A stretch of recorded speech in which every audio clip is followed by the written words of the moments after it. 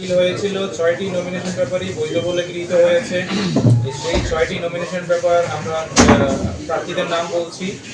1 নম্বর জনাব মোহাম্মদ শরীফুজ্জামান, 2 জনাব মোহাম্মদ মাসুদ পারভেজ, 3 জনাব মোহাম্মদ জহুরুল ইসলাম, 4 জনাব মোহাম্মদ হাসানুজ্জামান, 5 আব্দুল্লাহ মামুন, 6 মোল্লা মোহাম্মদ ফারুক হাসান। চুয়াডাঙ্গা 2 আসনে আমাদের 5টি নমিনেশন পেপার দাখিল হয়েছিল। আমি এই 5টি নমিনেশন পেপারই আজকে বৈধ বলে গৃহীত হয়েছে। তাদের নাম বলছি।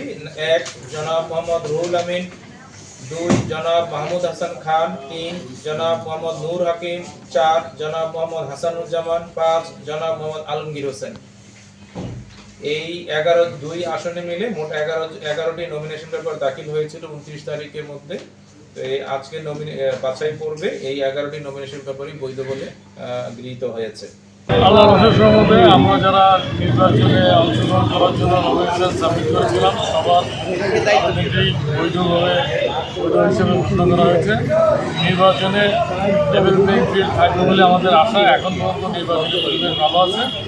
আমাদের যারা প্রার্থী এবং দল আমাদের অন্যতম প্রধান দায়িত্ব হলো একটা সুন্দর নির্বাচন যেন হয় সে ব্যাপারে সরকারকে, নির্বাচন কমিশনকে এবং রিটার্নিং অফিসারের দায়িত্বে যিনি আছেন ডিসিকে ধন্যবাদ। ধন্যবাদ।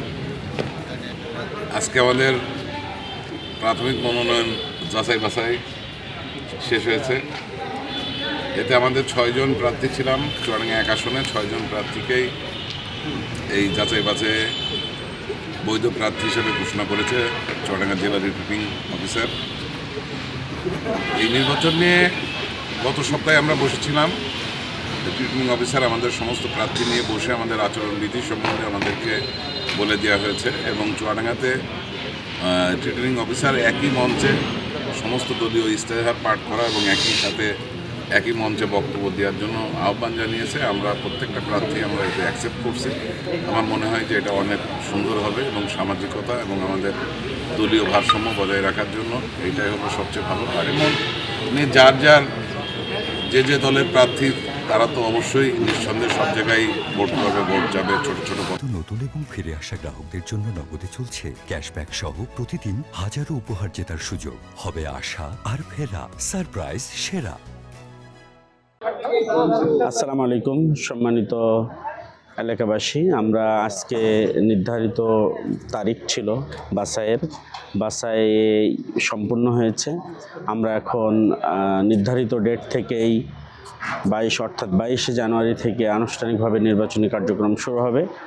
আপনারা আমাদের জন্য দোয়া করবেন। আমরা নির্বাচনী কার্যক্রমটাকে এগিয়ে নিতে চাই।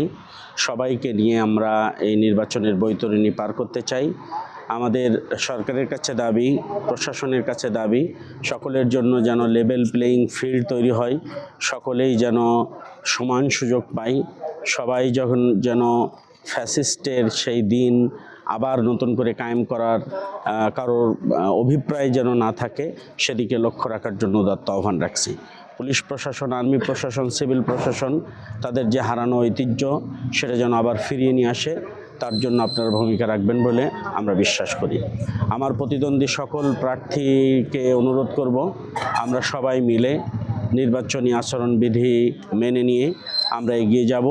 যাকে ভোট দেবে জনগণ, যাকে ভোট দেবে প্রার্থীর, যেই ভোটাররা ভোট দেবে যে প্রার্থীর, সেই নির্বাচিত হবে এবং আমাদের এলাকার উন্নয়নের জন্য তিনি কাজ করবেন।